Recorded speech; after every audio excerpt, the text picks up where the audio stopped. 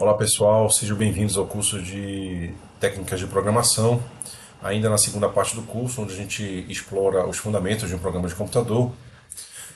E na última aula a gente falou, através de um exemplo simples, a gente pôde observar e identificar em um programa todos os 5 elementos que fazem parte desses fundamentos de um programa de computador, que seria a declaração de variáveis, as instruções de entrada e saída, os operadores, as estruturas de seleção e as estruturas de repetição. Na aula de agora, a gente vai ter contato com mais profundidade a como a linguagem Portugal implementa os 3 primeiros elementos fundamentais de um programa de computador.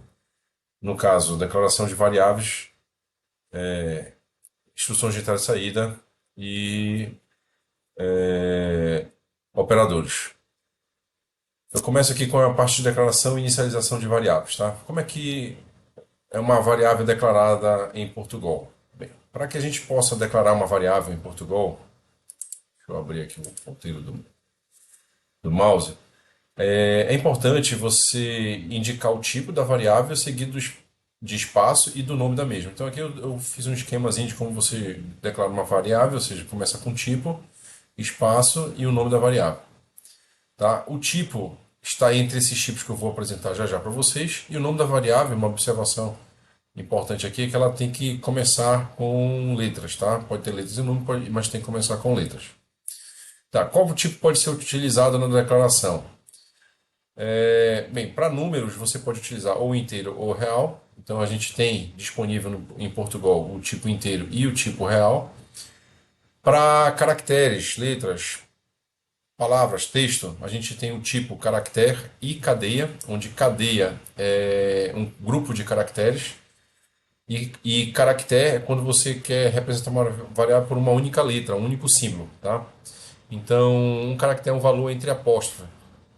Então, o exemplo aqui seria a letra A e o 1, né? Então, aqui são dois caracteres. Um é só o A minúsculo e aqui é o numeral 1. Enquanto que uma cadeia de caracteres é um valor entre aspas. Então, tudo que você tiver entre aspas é uma cadeia de caracteres. No caso aqui, nesse exemplo, ufra seria um exemplo de uma cadeia, né? Ou seja, um valor que eu posso atribuir a uma variável do tipo cadeia. Tipo inteiro e real é fácil identificar porque o inteiro não tem a parte decimal, enquanto o real tem a parte decimal.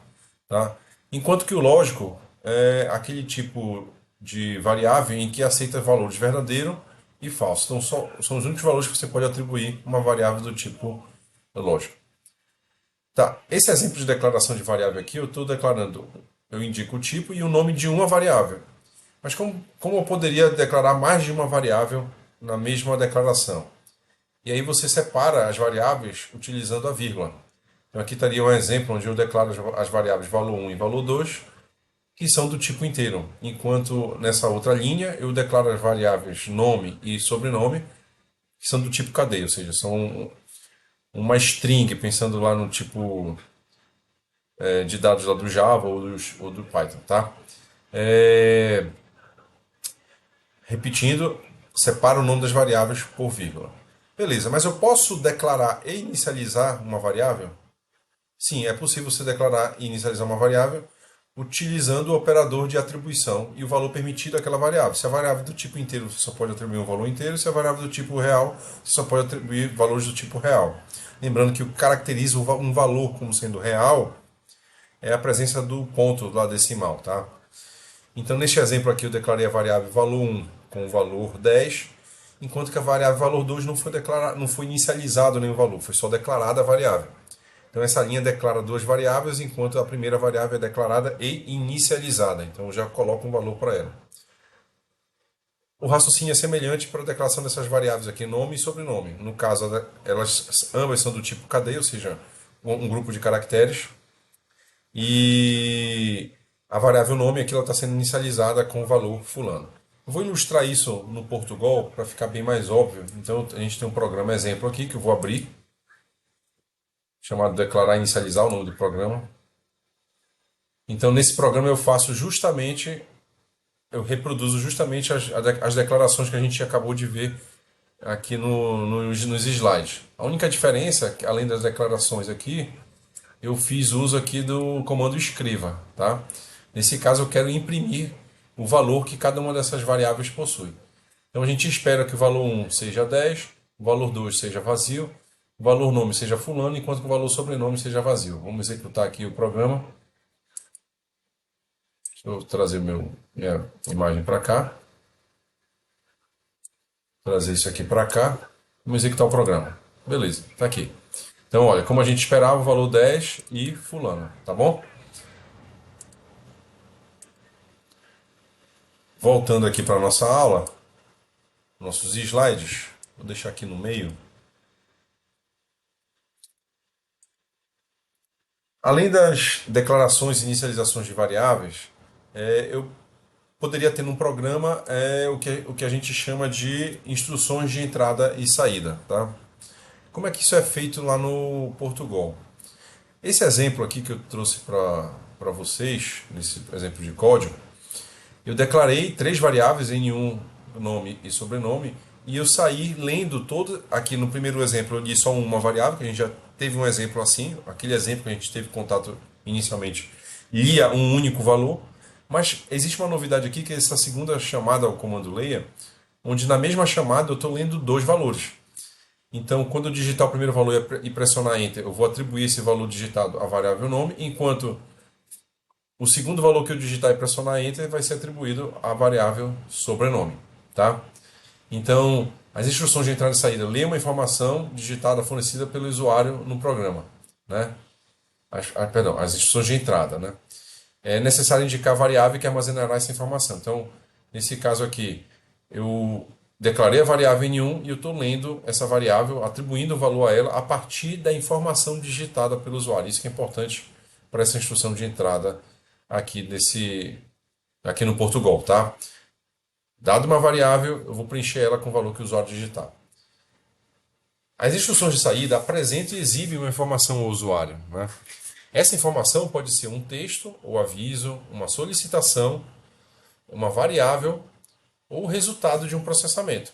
Então aqui um exemplo simples, onde eu declaro 3 variáveis do tipo real, onde a primeira é a nota 1, a segunda é a nota 2 e a terceira é a média. Não inicializei essas variáveis, só declarei.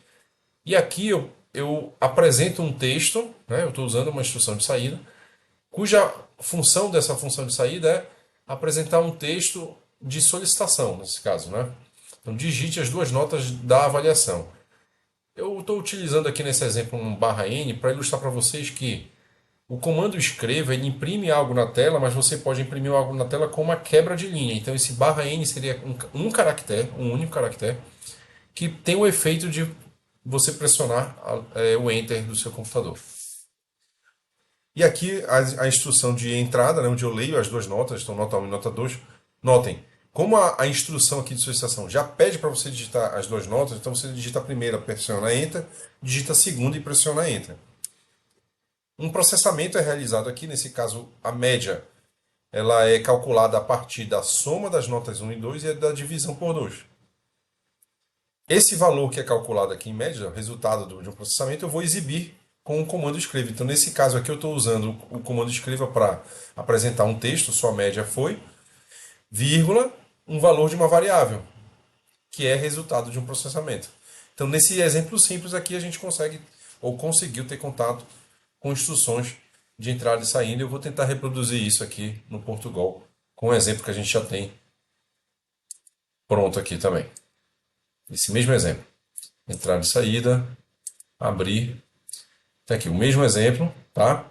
Vou executar esse exemplo, trazer minha imagem para cá. Notem que a execução aparece nessa parte aqui de baixo. Então, digite as 2 notas da avaliação. Digamos que as notas foram 5 ponto. Olha aí o ponto caracterizando o número como sendo real. 5,5 e a outra foi 6,5. Quanto será a média desse aluno? Sua média foi 6. Tá? Então esse seria um segundo exemplo ilustrando os 2 primeiros elementos fundamentais de um programa de computador.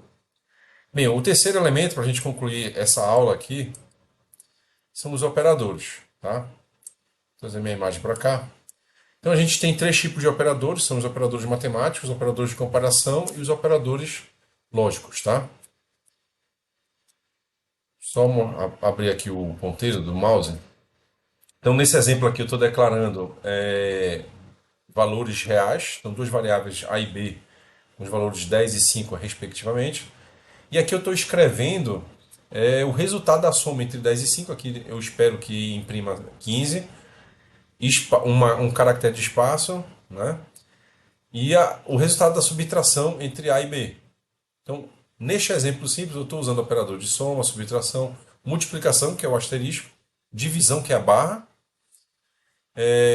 o resto da divisão, que seria o módulo, o percentual, que a gente chama de módulo, e eu estou ilustrando o resto da divisão, tanto de A por 2 quanto de B por 2.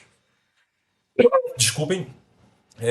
Então aqui eu vou exibir a soma e a subtração, depois a multiplicação e a divisão. Na divisão eu tento ilustrar aqui para vocês a divisão tanto de A por B, ou seja, 10 por 5, quanto a divisão de B por A, ou seja, 5 por 10. E aqui o resto da divisão de A por 2 e o resto da divisão de B por 2, ou seja, o resto dessa divisão, se for zero, ele vai indicar que o número é par, e se o resto da divisão for 1, vai indicar que o número é ímpar. É o caso aqui, 10 e 5, né? Os operadores de comparação e lógico são utilizados nas expressões das condições das estruturas de seleção e repetição. Então, no exemplo que a gente viu recente, naquele código exemplo, onde a gente pôde identificar todos os 5 elementos de um programa de computador, as estruturas de repetição e de seleção, elas tinham uma condição. Então, essa condição ela deve ser uma expressão que retorna um valor lógico, ou seja, verdadeiro ou falso, tá? E quais são os operadores de comparação que a gente poderia utilizar no Portugal? Maior, que é o símbolo do maior, maior ou igual, menor, menor ou igual, igual, que são dois iguais, e o diferente, tá? Que é o exclamação igual. Bem, a operação lógica, ou seja, os operadores lógicos que eu posso fazer é o e, o ou e o não, tá? Então, um e outro, um ou outro. Então, o resultado dessa expressão lógica, né? Ela é um valor verdadeiro ou falso também. Então, nesse exemplo aqui, eu tento declarar duas variáveis lógicas, uma chamada maior, outra chamada menor. E o detalhe é que nessa declaração eu faço a inicialização também. Então, o maior recebe o resultado do teste da comparação entre 5 e 10, enquanto que o menor recebe o resultado do teste da comparação entre 5 e 10 também, só que usando símbolos distintos. Aqui eu estou usando o símbolo comparador de maior e aqui eu estou usando o comparador de menor.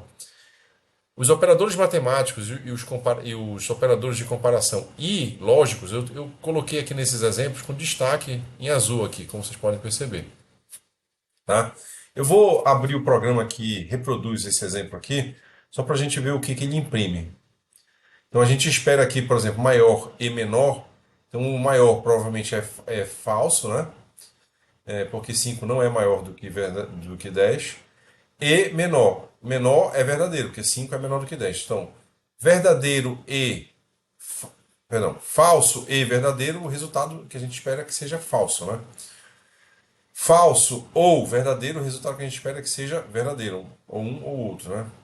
E não falso vai dar verdadeiro, é o que a gente espera aqui. Vamos ver isso aqui sendo executado no Portugal. Eu tenho um exemplo aqui também pronto, que é os operadores. E aqui está como ficou o programa, que ilustra, que reproduz exatamente o que a gente colocou lá no slide. Eu vou executar esse programa e a gente vai ver a saída que foi produzida. Então, A mais B aqui deu 15, enquanto que A menos B deu 5. Tá? Faz todo sentido. A vezes B, ou seja, 10 vezes 5 dá 50, enquanto A dividido por B, ou seja, 10 dividido por 5 dá 2. Só que 2, que é o B, dividido por 10, que é essa parte bem aqui, né? Essa parte aqui, vai dar 0,5, ou seja, 1 sobre 2. Aqui o resto da divisão de A por 2, ou seja, 2, o 10 é um múltiplo de 2, é um número par, e 5 é um número par, aqui ele retornou 1, dizendo que o resto da divisão de 5 por 2 dá 1, indicando que 5 não é um número par. Enquanto que 10 dividido por 2 retorna como resto 0, e aí 0, já que retornou como resto 0, a gente pode dizer que 10 é um número par. Então, está batendo aqui tudo que a gente esperava em termos de valor. 5 é maior do que 10? Falso. 5 é menor do que 10? Verdadeiro. Aí, maior e menor dá falso, maior ou menor dá verdadeiro e não maior dá verdadeiro, como a gente estava esperando para a execução desse programa. É isso aí, pessoal. Na próxima aula eu vou mostrar os dois outros elementos de um programa de computador, no caso, as estruturas de seleção e as estruturas de repetição.